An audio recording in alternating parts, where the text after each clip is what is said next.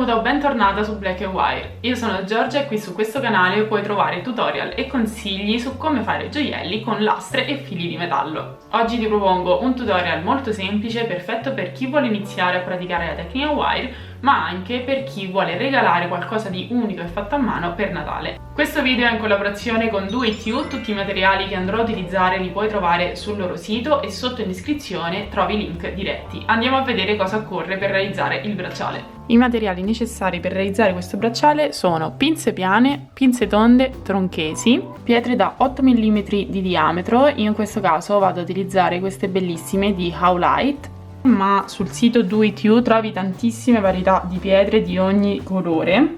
Per la lavorazione andrò a utilizzare questo filo da 0,6 mm di diametro. È una lega di metalli che non ho mai provato prima e come vedi in questo caso è color oro. La chiusura andrò a utilizzare questa magnetica che la trovo veramente comoda per i bracciali. Per la decorazione andrò a utilizzare questi ciondoli a forma di casa.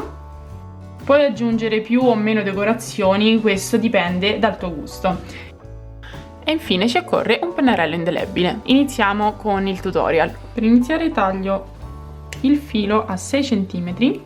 A circa 2 cm e mezzo vado a piegare il filo in questo modo e adesso devo andare a creare l'asola. Per farle tutte uguali prendo le pinze tonde e con il pennarello indelebile vado a segnare il punto dove andrò a fare tutte le mie asole. A questo punto pizzico il filo esattamente nel segno che ho fatto, vado a piegarlo e tenendo l'asola con le pinze tonde prendo le pinze piane per fare degli avvolgimenti molto stretti.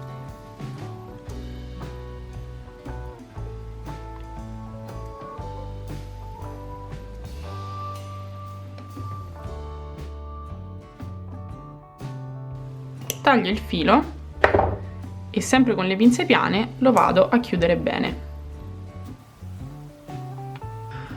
Ora prendo una pietra, la vado a inserire e adesso dovrò fare l'asola dalla parte opposta. Piego il filo a circa 2 mm dalla pietra e sempre prendendo come riferimento il segno che ho fatto sulle pinze vado a creare la mia asola.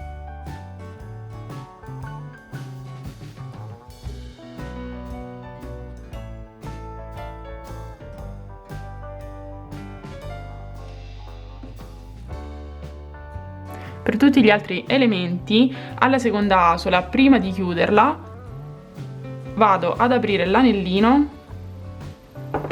inserisco l'elemento che ho fatto precedentemente e poi lo vado a chiudere. E proseguo per tutta la lunghezza del bracciale.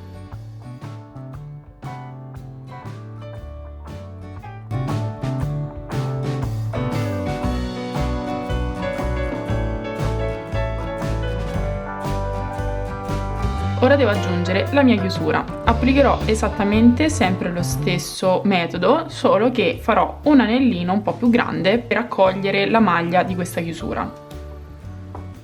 Come vedi pizzico con le pinze tonde in un punto più largo rispetto ai segni che ho fatto prima.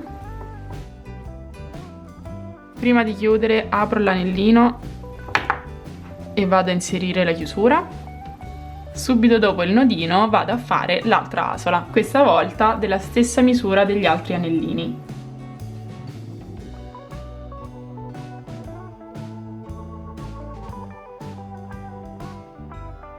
Adesso con lo stesso metodo che ho utilizzato per la chiusura vado ad aggiungere il mio ciondolo. In questo caso voglio aggiungerlo qui.